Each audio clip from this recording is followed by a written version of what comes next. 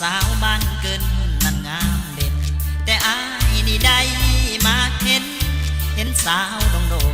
บ่ธรรมดาดินแดนดงโดเป็นบ้านโคขอให้ปลายนาแต่สาวก็งามโสภางามเปรียบเทียบสาวบ้านเกินสาวดงโดนับว่าโซให้หลายบ่ฮู้สร้างบุญปาได้จึงมาพบน้องจนได้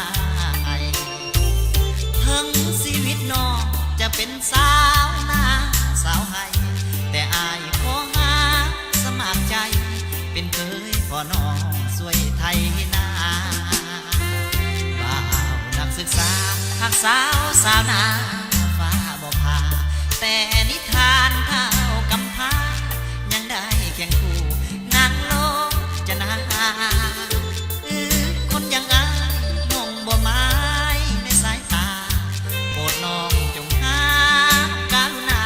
หักบ่าวไทยใต้ใจดีสาวลงโดนับว่าโซให้หลายเด้ถ้าน้องบ่ตกลงโอเคให้บ่าวฝากเสต้องเป็นบ้าหัวใจของอายขอหมายตายบนสายคาถ้าน้องบ่หากรุณาอายคงเป็นบ้าป่วยตาย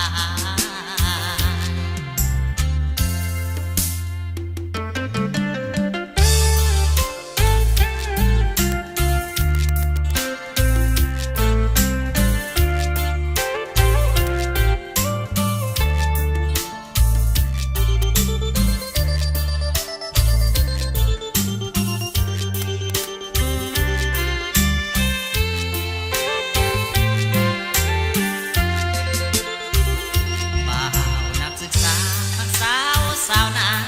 ฟ้าบ่พาแต่นิทานเท่ากำพร้ายังได้เคียงคู่นางโลกจะนาหรือคนยังอายน้องบ่หมายในสายตาโปรดน้องจงหากรุณาหักบ่าวไทยใต้ใจดีสาวดงโดนับว่าโซให้หลายเด้ถ้าน้องบ่ตกลงโอเคให้บ่าวฝากเสต้องเป็นบ้าหัวใจของอายขอมาตายบนสายคาถ้าน้องบ่หากรุณาอายคงเป็นบ้าป่วยตาย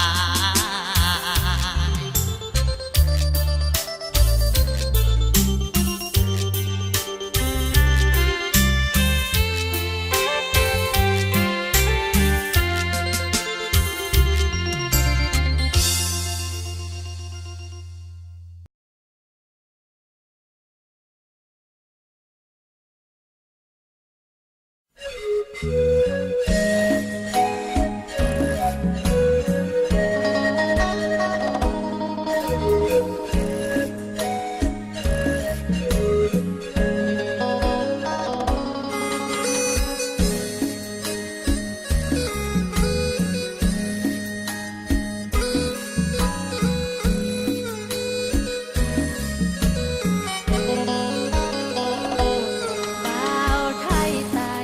สร้างปลอบใจ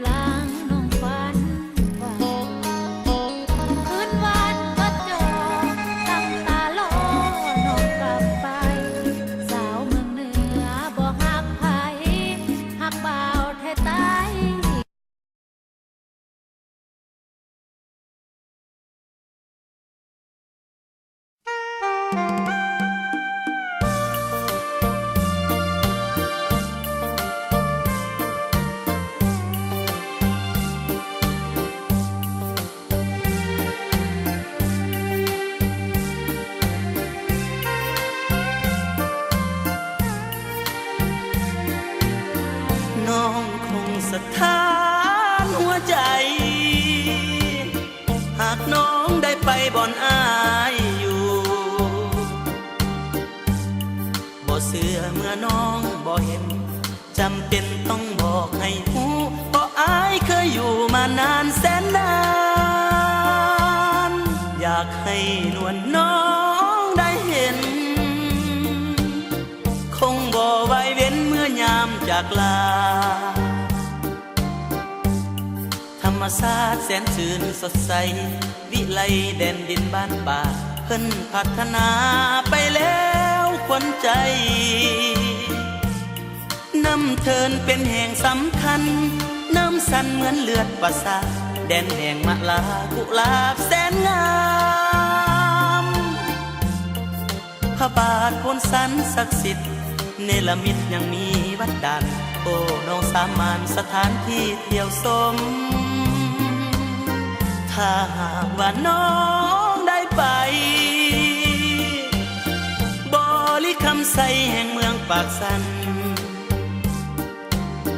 อย่าลืมเบื้องน้ำสองสีน้ำใจแสนดีต่อกันบ่าวเมืองปากสันจะคอยวันน้องมายาม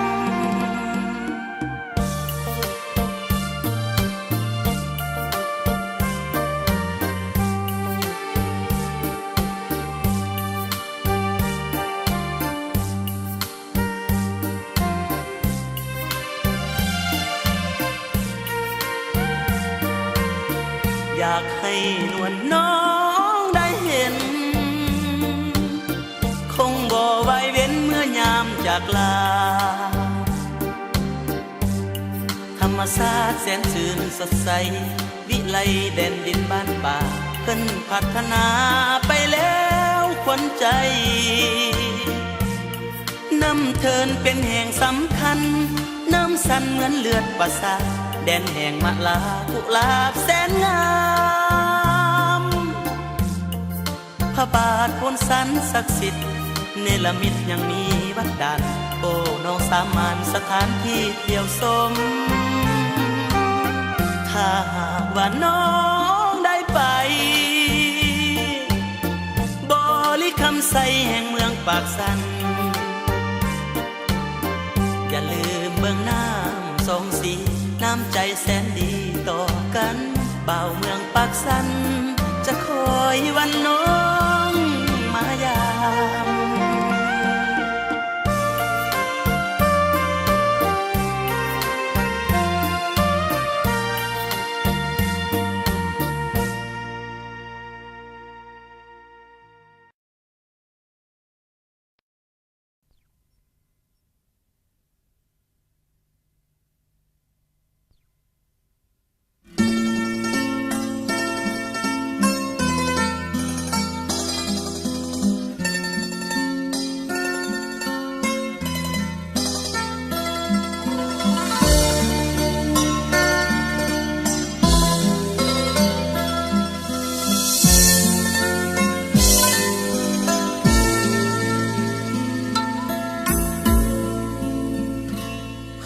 มีใครคนนั้นเขาทำใจเธอให้เปลี่ยนแปรไปจากใจเพราะใจเธอทำให้เศร้าฝากความจริงฝากไปของใจใครคนหนึ่งคอยคนึงรำพึงแต่เธอหากไปดีมีรักจงมั่นคงแน่นอน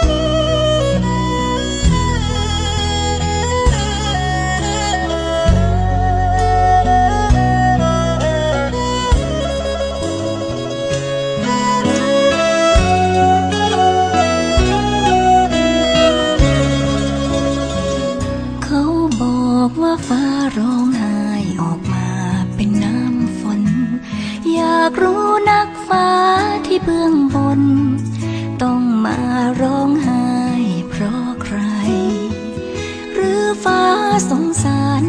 คนอย่างฉันถูกหลอกเรื่อยไปถูกเขาลวงหัวใจเอาไปต้มยำทำแกงฝนฟ้ากระหน่ำเสียงฟ้าคำรามดูน่ากลัวน้ำตาฟ้าหลั่งมารดตัวรดหัวใจฉันจนชาฉันคนผิดหวังมีเคราะห์กรรมไรวาสนาเขาเลยไม่รักไม่ยอมพูดจาหลอกลวงให้ฉันต้องตรมฉันมันคนซื่อไม่เคยฝึกปรือในเรื่องความรักเพิ่งเคยได้รู้เพิ่งเคยได้ลองเพิ่งเคยรู้จักสุดท้ายต้องมาอกหักไม่รู้จะดำยังไงเขาบอกว่าฟ้าร้องไห้ออกมาให้ฉันฟ้าสงสารและคงผิดหวังที่ชักนำให้ฉันพบเธอน้ำตาที่ไหลจากความตั้งใจไม่ได้พลั้งเผลอชาตินี้เข็ดแล้วนะไม่อยากเจอหน้าเธออีกเลย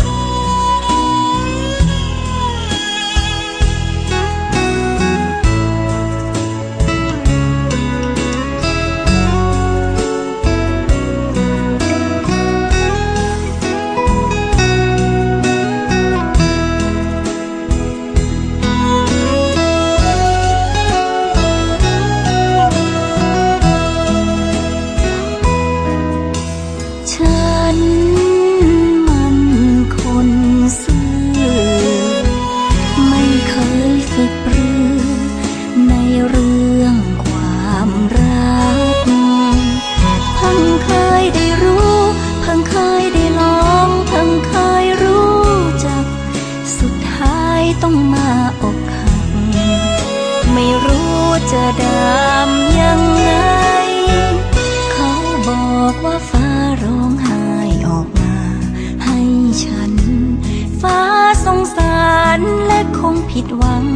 ที่ชักนำให้ฉันพบเธอน้ำตาที่ไหล